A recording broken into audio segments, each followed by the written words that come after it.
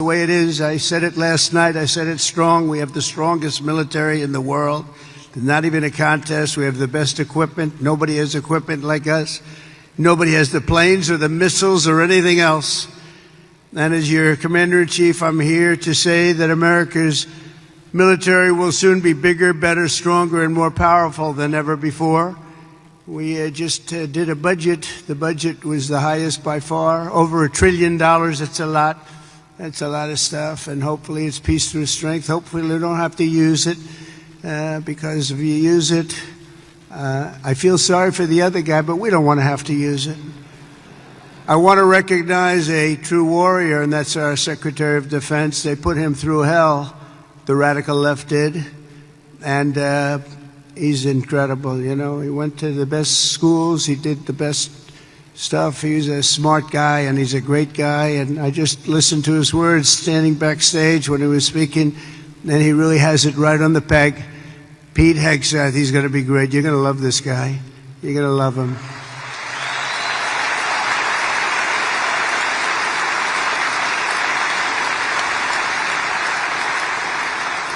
And I also want to influence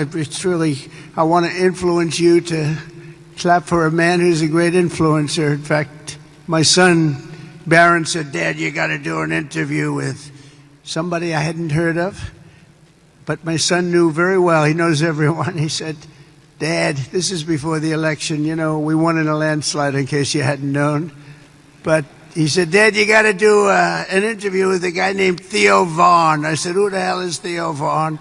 He said, "Dad, he's such a big guy. You got to do an interview." So he knew all the names. I didn't know the names. And where is Theo? He's around here someplace, I think. Theo, thank you very much.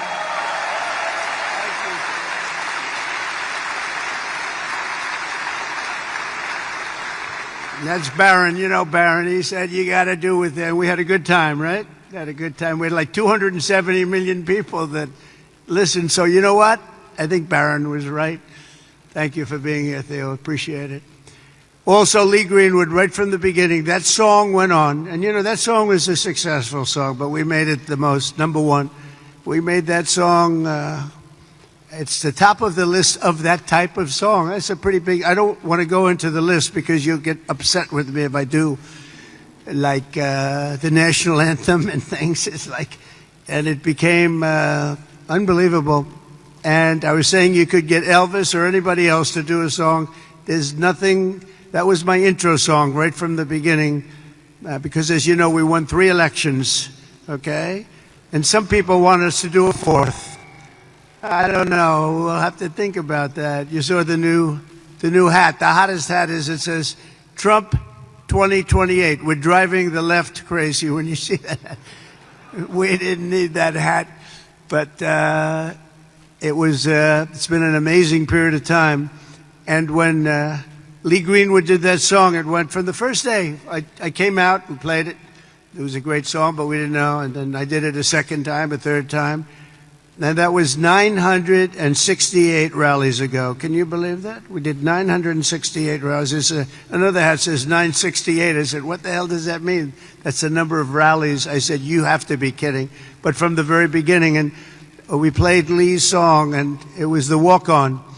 And then for the last inauguration, I had all the big singers, they wanted to do a song for me, and they wanted to have me walk on to their song. And my people, oh, that would be nice, that would be nice. And when I heard about it, we were all set. We had a lot of them. And I heard about it. I said, I'm not switching. Are you kidding me? I'm not switching. So we stick with Lee. But nobody could have done better than Lee. And he's been so loyal and so great. And it's been really about 9 years of that stuff. And, you know, we had 3 unbelievable campaigns, and it's been an honor. And there's nobody been stronger than the military in terms of backing us, nobody. So I just want to thank you all very much. Great honor. Thank you very much.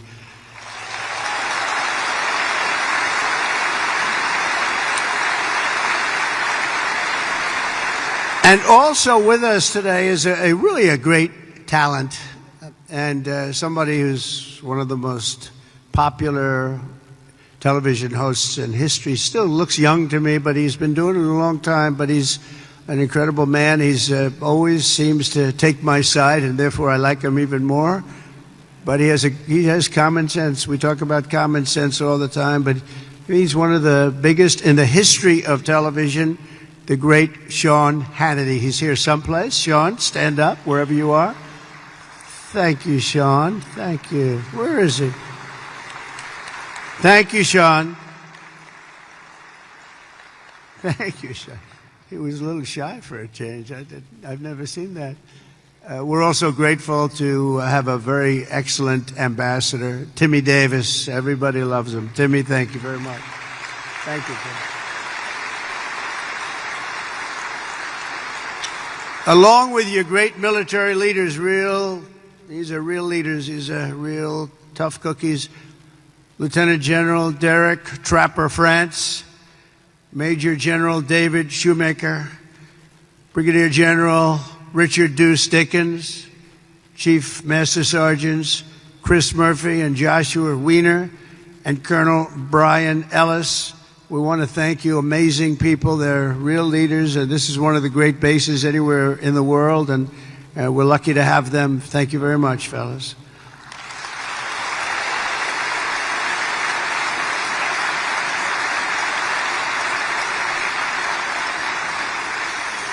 And a very special thanks as well to our partners from the Qatar Army and Armed Forces.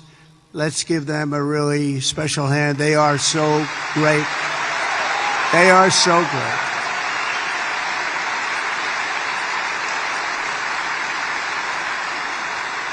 And in particular, we want to give a little special applause for somebody that's been so good. Deputy Prime Minister and Defense Minister, Saud. Where are you, Saud? Thank you very much. Great. Thank you. Thank you. It's an honor.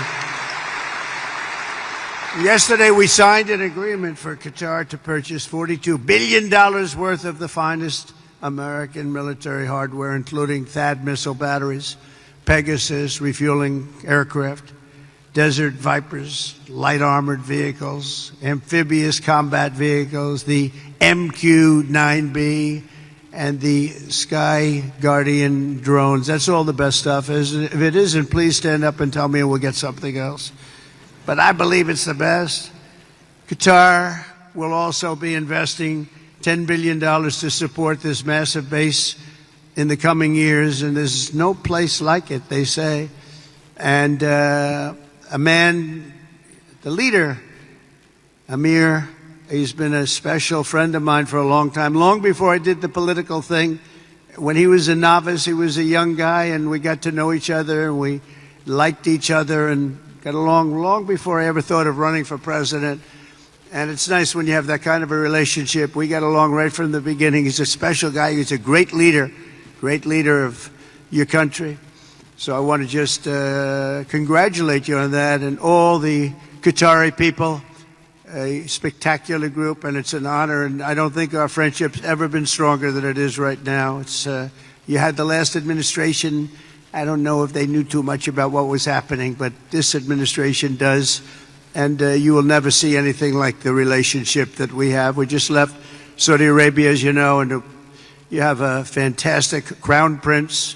He is a fantastic guy likewise, and we're going from here, we're going to UAE and United Arab Emirates, and we're going to see another leader. We have it's an amazing part of the world, and our relationship has never been stronger, and you're going to see that as time goes by. But with us, it's not words. As you know, I'm in the midst of a very historic trip, visiting the key partners in the Gulf. We had just some incredible stopovers and a wonderful day. Yesterday we had the dinner, however, with His Highness the Emir, and he is. I'm going to see him in a little while. I'm going to be saying goodbye to him, but we'll be saying hello again very, very soon. But no visit in the Gulf would be complete without stopping to salute the people who keep America safe, strong, and free, and the patriots of the United States Army, Navy, Space Force. I love Space Force. I have to say, that's my little baby. You know, I started that. They said, that will never work. Oh, it worked. You know, we were way behind Russia and China, and now we're way, way ahead of everybody. So Space Force, I'm very happy. That was not since the Air Force has that happened. So we created a force, and it's a big force, and it's a brilliant force. So Space Force, thank you for doing such a great job. The Marines, and of course the United States Air Force. Al Udeid is the home of the legendary 379th Air Expeditionary Wing, known as the Grand Slam Wing. We also have the 1st Expeditionary Theater Support Group. You got them all. And let's not forget the top-notch Army soldiers from the 11th Air Defense Artillery, the Imperial Brigade. Thank you, fellas. That's great. We also have the 8th Expeditionary Air Mobility Squadron, known as Mighty Ochos. Where are the Ochos? We don't want to fight with them. All of you are the tip of the spear. You're the finest we have. Anywhere in the world, you're the finest we have. You're the finest anyone has in the fight against the enemies of civilization.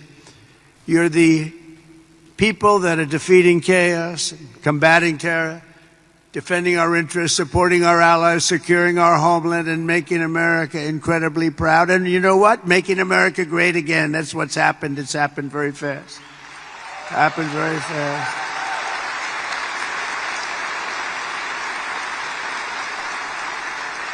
As president, my priority is to end conflicts, not start them, but I will never hesitate to wield American power if it's necessary to defend the United States of America or our partners. And this is one of our great partners right here. When we're threatened, America's military will answer our enemies without even thinking about it. We have overwhelming strength and devastating force. And we had people that didn't like to talk about that, you know. They didn't want to talk about the level of quality that we have. They didn't want to talk about anything. We're going to have a big parade this year, you know, in Washington, D.C., a real parade. And I'll tell you just a little story. A week ago, May 8th, I'd call up a certain country, and they said, oh, we're celebrating the victory of World War II today, sir. Oh, really? I'd speak to one of the presidents or prime ministers or whatever. And they were so busy, oh, yes, we're celebrating the victory of World War II. Then I speak to another one that they were celebrating. And the fact is, Russia was celebrating, France was celebrating, everybody was celebrating but us. And we're the ones that won the war. We won the war.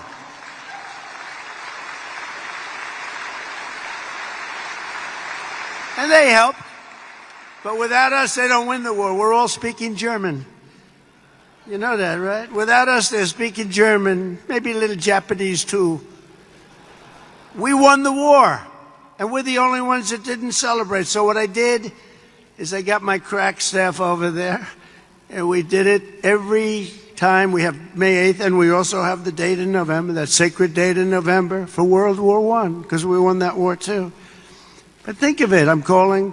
Now, we love France, right? But I think we did a little more to win the war than France did. Do we agree? You know, I don't want to be a wise guy. But when Hitler made his speech at the Eiffel Tower, I would say that wasn't exactly ideal. And I called up the president, Macron, good guy, by the way. Donald, we are celebrating our victory over the Germans. Oh, that's wonderful. No, we don't take credit for what we do. And I said, what the hell? Every country I've spoken to in the last week is celebrating the war but us. Isn't that terrible? So we're going to be doing holidays. But I said it has to be a working holiday because, you can only do so many of them. We have a lot of holidays. I'm not so sure we should have them, and you don't have to go to work. Our country has to go to work. So we're going to have a working holiday for each one of those 2 dates. And we're going to be celebrating, too, because we should celebrate more than anybody else. And others did help a lot, but nobody helped like us. We wouldn't have won. I mean, the fact is, not winnable without us. And now we're stronger than ever before. You know, I rebuilt the military in my first term. We had a great first term every way. We had the greatest economy ever, stock market up 88%, the biggest rise ever, all of that stuff. But the second term is going to be even better. We have over $10 trillion going to be invested in our country. And this little tour didn't hurt, I will tell you, between the three great places. I recently announced that I'll approve an unprecedented $1 trillion, as I told you. It's going to end up going higher, investment in the U.S. Armed Forces, and that's a record as part of that effort. I signed an order to build the Golden Dome missile defense shield to protect our country from missile attack. Is everybody okay with that?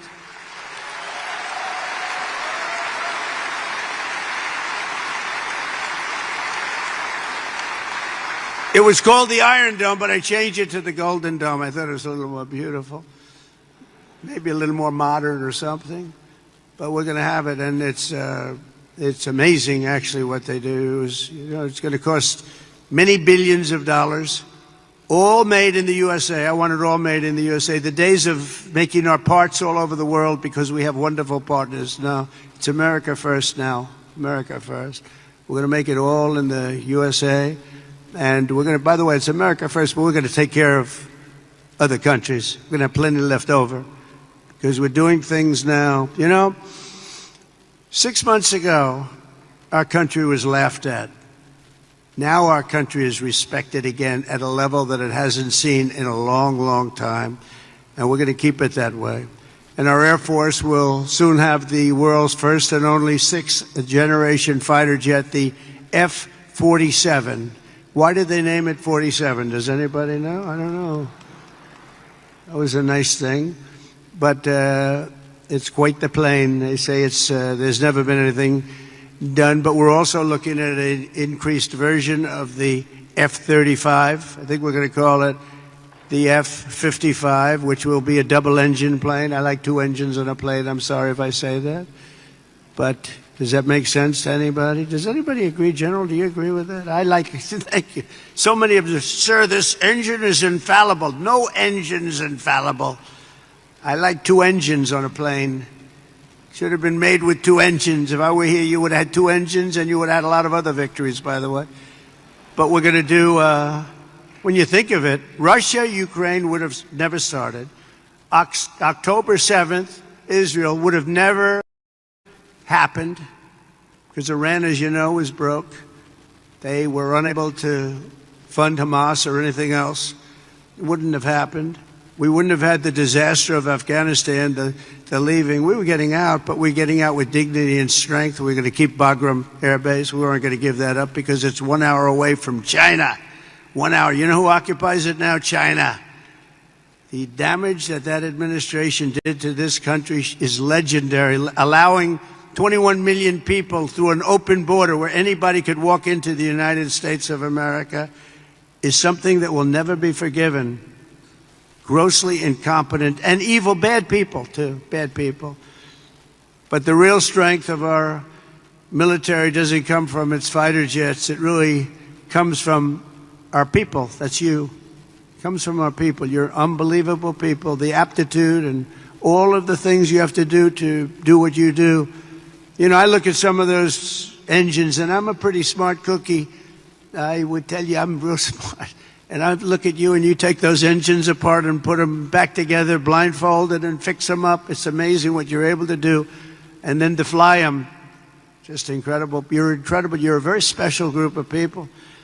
And that's why in my 2026 budget includes across the board. Maybe you don't want it. Look, for the good of the country, you don't have to take it. Pay raises for each and every one of you, substantial pay raises. But you don't have to take it.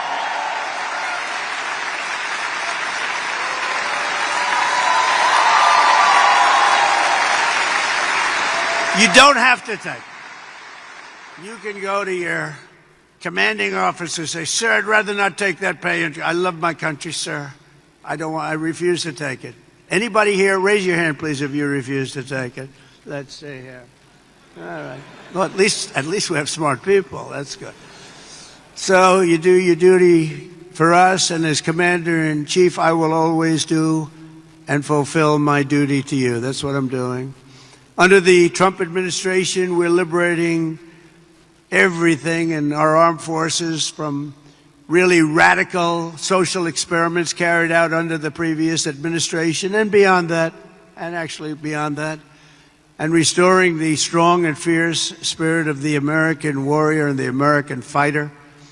On day one, I signed an executive order stopping our service members from being forced to endure endless training sessions on political correctness. We don't care if you're politically correct.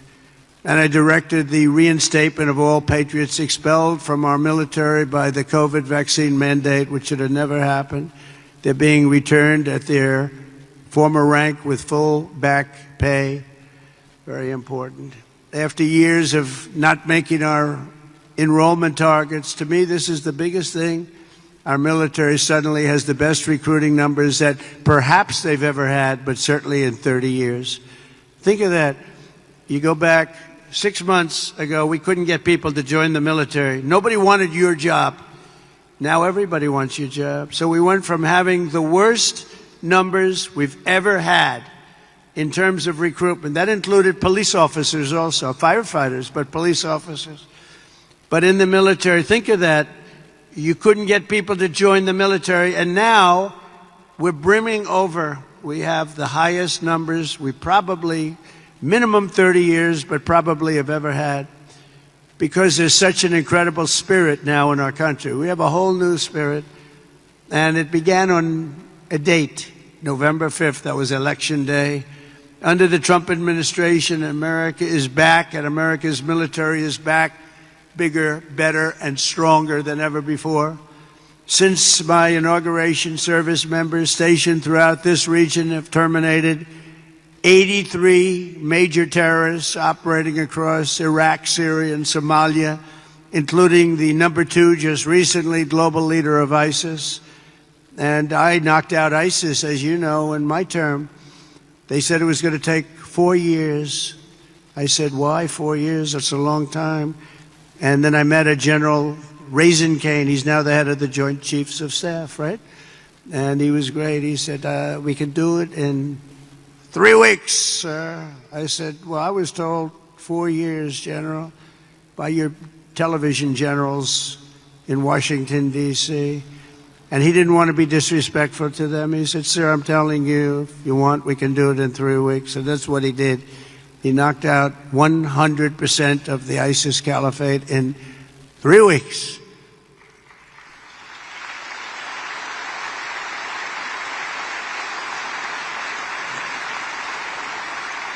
Should I tell you a little long, boring story about that?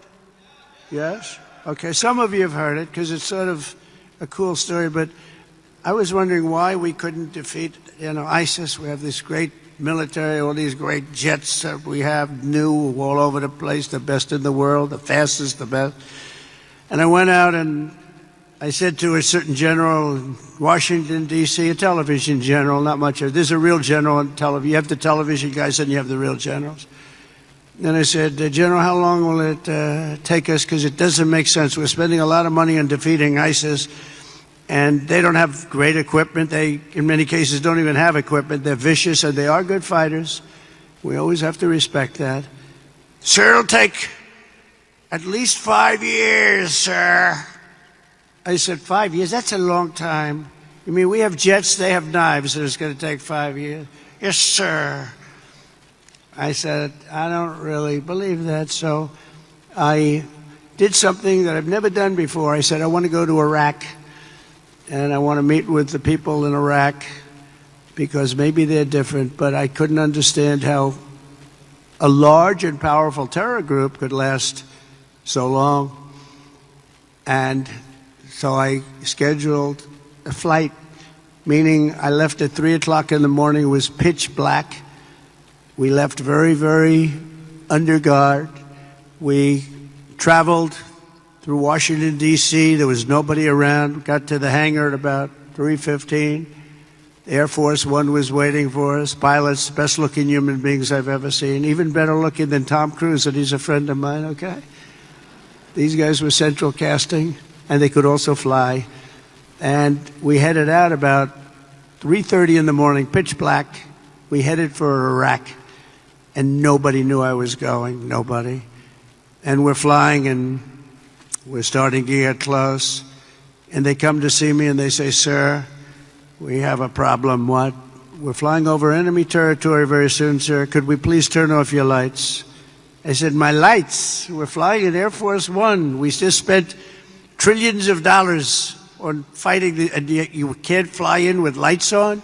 "No, sir, it's very, very dangerous out there." So I said, "Oh, obviously turn them off." Then he comes in addition to the lights, we want to turn down the shades. So I said, "You mean not even shades?" "Okay, we turn down the shades." They said, "I want to go upstairs." This is 747, 2 levels, beautiful plane. Just ordered new ones, by the way, beautiful new ones. And Boeing just, by the way, did the biggest order in the history of Boeing. Just did with your beautiful territory right here. They ordered, I think, 160 planes. I think it's the largest order ever for aircraft. So I salute the people from Boeing, Kelly, and everybody, and General Electric. The engines are General Electric Super Prime, and I really think it's great. Congratulations. But I go up to see the pilots because I love sitting with the pilots. I like supposedly the best pilot, by the way, but it seems to be. I have no complaints. We land, it's like always landing like glass. I've had pilots where honor. What a beautiful group of people you are. You are good. I wish I looked like you. I would have been president 20 years ago if I looked like you. But I want to give a special hello to Al Udeid Air Base, sometimes referred to as the deed. That's a little sinister term, the deed. Today, we can all relax and be at ease, and we're going to have a little fun. I have nothing else to do, so let's have a little fun, right?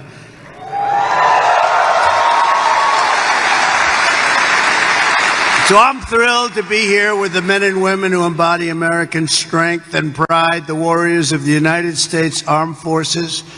It's an amazing group of people.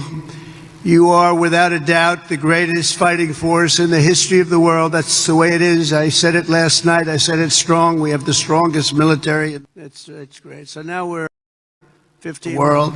There's not even a contest. We have the best equipment because that's what you do. But you have the computer voice, a beautiful voice where it says 1,900. They're talking about feet. So when you're in the big planes and sophisticated planes, the voice comes on, and I'm sitting back there watching them fly it beautifully, and I'm still not 100% happy with the statement that he agrees that the light should be turned off. I would have preferred that he said, "No, there's no problem." But that's not what he said. So we're going through, and it goes 1,900, 800, 700. Talking about feet. Now, 700 is getting pretty close to the ground. I don't see a thing. There's no lights, there's no runway, and I've done this a lot, and I always see the runway in the distance. I have fairly good eyes. I'd say for my age, extremely good eyes. And I don't see a runway.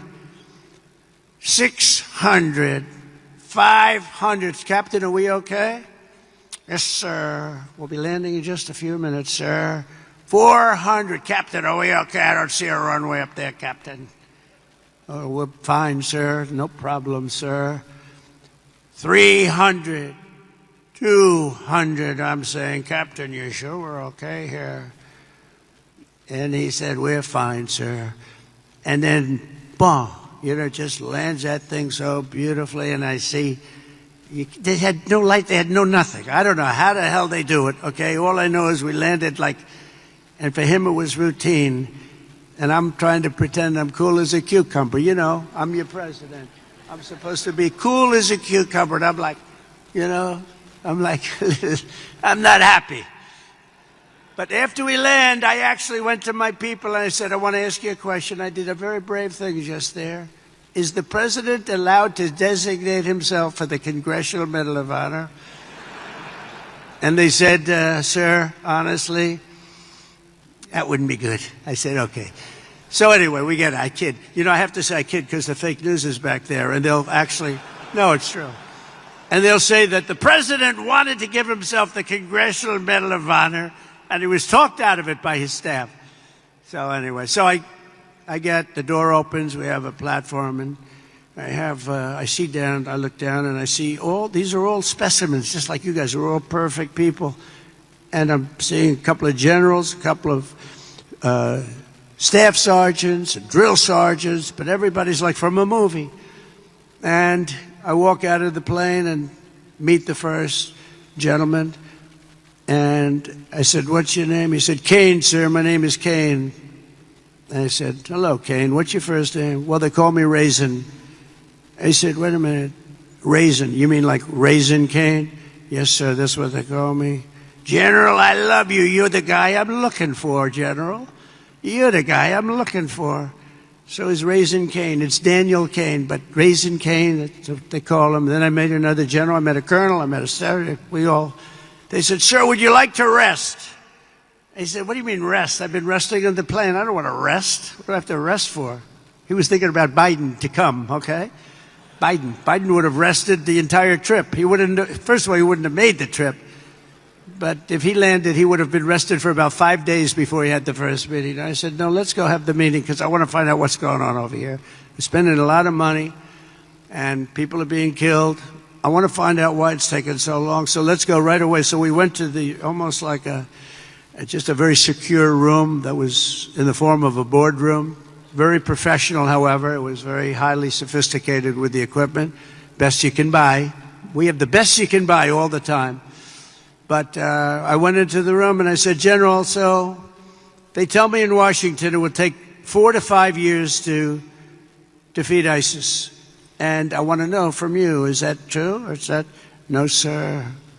But it's not my place to say, sir, because they are the ones that are called the shots." I said, "Well, if you disagreed, it's not the military way, sir. You have to listen to them. That's a chain of command." I said, "Oh, that's great. I'm not sure I like that system. But how long do you think it would take you if I gave you total authority to go in and knock the hell out of them?" "So it would take approximately 3 weeks. I say, "Say it again, General." "I was told 5 years. "Sir, it'll take 3 weeks and you'll have time left over." I said, "You got to be kidding me. Where the hell have you been?" And then I sort of was really in disbelief because I said, "I've been hearing for so long, and we've been fighting it. How long will we fight him? 18 years or something? And here's a guy telling me 3 weeks."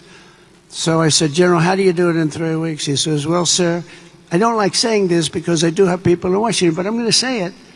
We have portable stations, we have portable runways, we have runways all over the place, we have other bases, and we're being forced to fight them from a very far away, distant base, which is right here. And by the time we get there, we have to come back because there's no fuel, and we're way too far away, sir. And they're over here," and he shows me a map, "and we're over here, and we're all the way here, sir."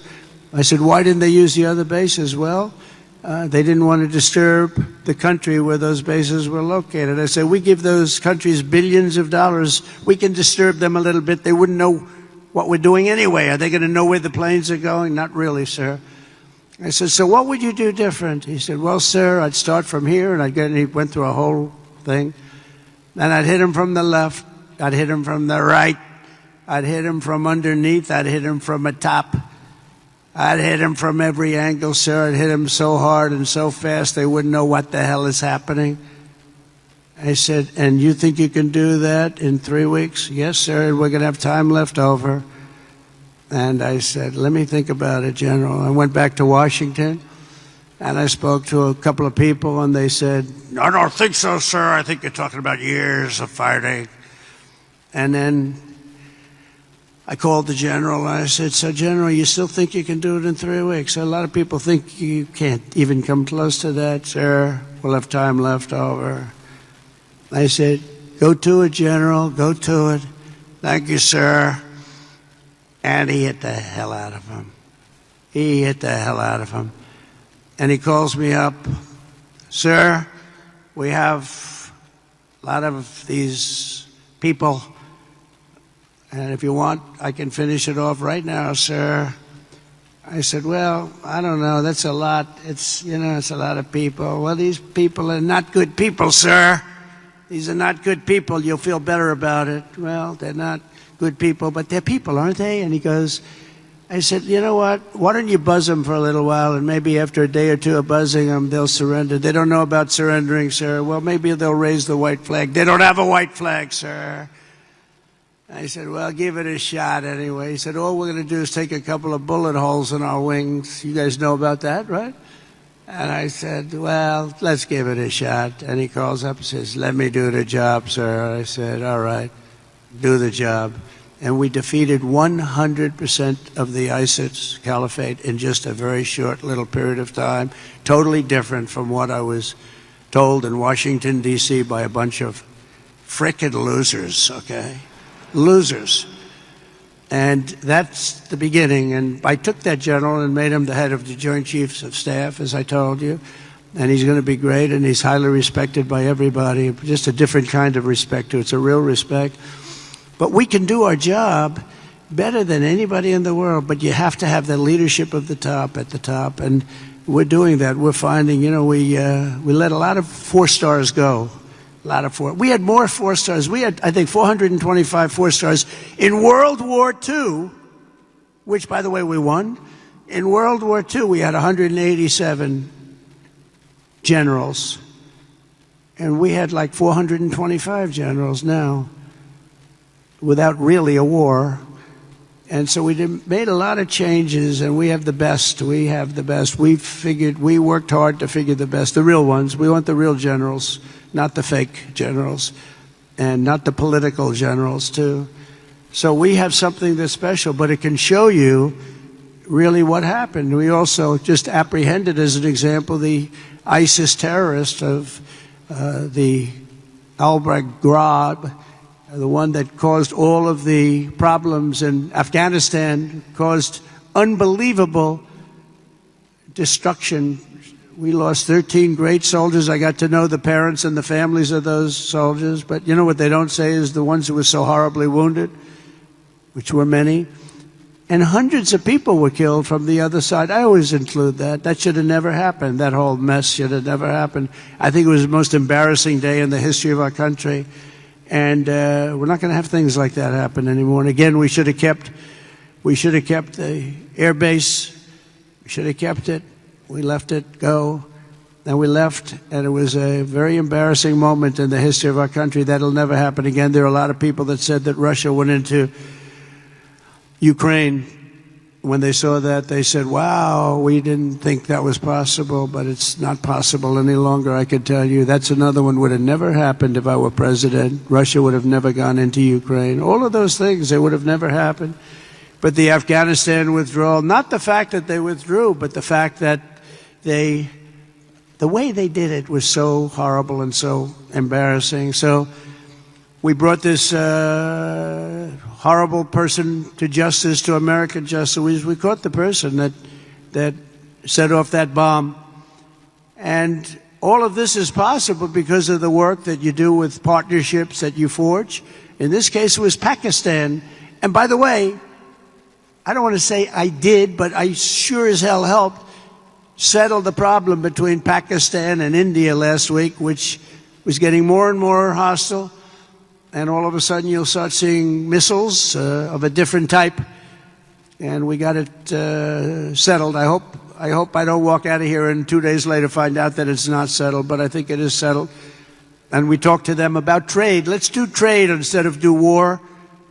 And Pakistan was very happy with that, and India was very happy with that. And I think they're on the way. You know, they have been fighting for about 1,000 years, in all fairness. So I said, I could settle that up.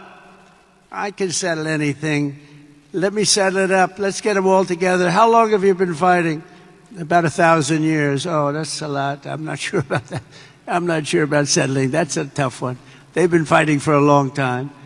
But we got that settled. Everybody was very happy, I'll tell you. That looked like it was really going to be escalating out of control. But with us today is the first sergeant of the 379th Wing, Master Sergeant Patrick Elders. Patrick, wherever you may be. Where are you, Patrick?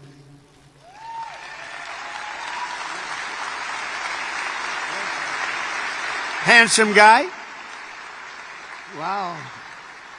I'm looking at him from here, and it says after having served 22 years, he's a lot. How long have you been in, Patrick? Wow, that's amazing. It looks like he's like 25 years old. I'm saying 22 years. They said, we must have this mixed up. We don't have it mixed up. I guess when you love what you do, you stay young, right? And he loves what he does, no doubt about it. But having served over 22 years in the Air Force, he's one of his, right now, this is his 6th deployment. But this time it's a little different because his stepson, Airman First Class Ashton Inman, is on his own first ever deployment nearby in Kuwait, right now in Kuwait, which is really incredible. Master Sergeant Elders is proud that 2 generations of his family are now serving the same mission in the same theater, protecting the same great American flag. So say hello to him. Thank you very much. Very nice. A lot of stories like that. A lot of stories like that, and I want to thank Airman First Class Inman also very much. That's a great story. That's a great story, and we have many of them. I guarantee in this room right now there are many such stories. There are several married couples serving side by side in uniform at this base, including Staff Sergeants Tyler and Paige Duck. Where is Tyler and Paige?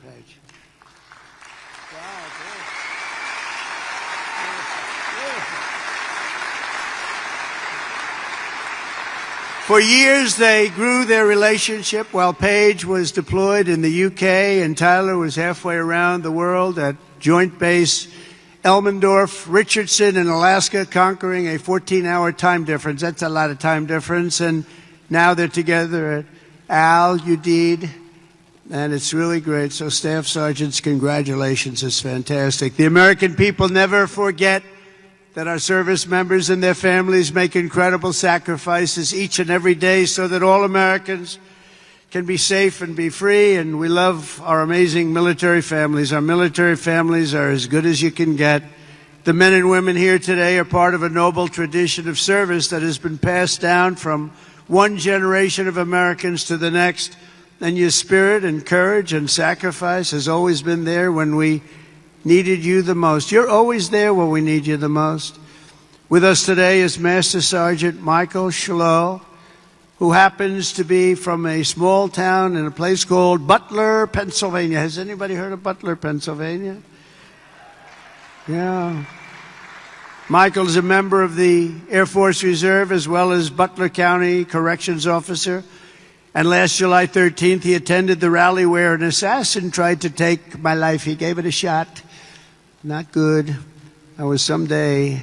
As soon as the shots were fired, Michael raced to direct law enforcement toward the sniper's perch, then worked to evacuate the rest of the crowd in a very safe manner. But Master Sergeant Schlow would be the first to tell you who the real hero was that day. He personally knew and really liked veteran firefighter, also a veteran of the military, great veteran of the military, who laid down his life for his country, really laid down his life for his country. His whole life was about his country. Corey Comparator, and he's become somewhat of a legend, I will tell you. He took a hard shot. He took a hard shot guarding his family. Master Sergeant Schlow, your commitment represents the very best in America. Thank you for your incredible service that day and forever, because that day was a horrible day, but you acted with incredible bravery. We've got reports about what you did. It was really amazing, and I personally appreciated it. That was a rough day. We don't want to have days like that. But Corey was an incredible guy, lost his life, guarding his wife and children. Every American warrior here today inherits a legacy of exceptional patriots who have defended our freedom for nearly 250 years. You carry on the glorious tradition of the heroes of Lexington and Concord, Gettysburg and Belleau Wood, Normandy and Midway. You embody the spirit of the soldiers who hoisted the flag over Fort McHenry and the Marines who planted the stars and stripes on the summit to Iwo Jima. That was a rough attack. You carry forward the mission of generations of Americans before you who marched through halls of gunfire, trekked over rugged mountains, stormed across scorching deserts, sailed through hostile waters, conquered unknown dangers, and poured out their blood and guts, battlefields all over the world. The military is incredible.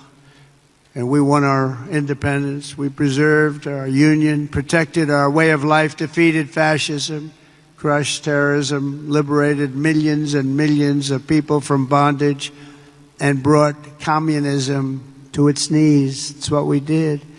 And now we're going to defend America from all enemies, overcome all obstacles and dangers, and as one nation, we're going to build a future of peace and prosperity for generations to come.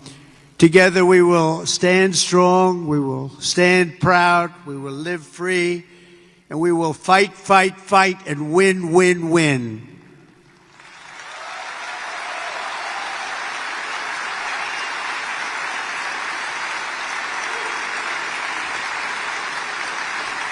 So, my trip is 4.5 days, but this is the one I was so looking forward because I'm with the people that I really love and respect. And we love and respect you. This is what you're doing, the service you do for your country. You keep us safe.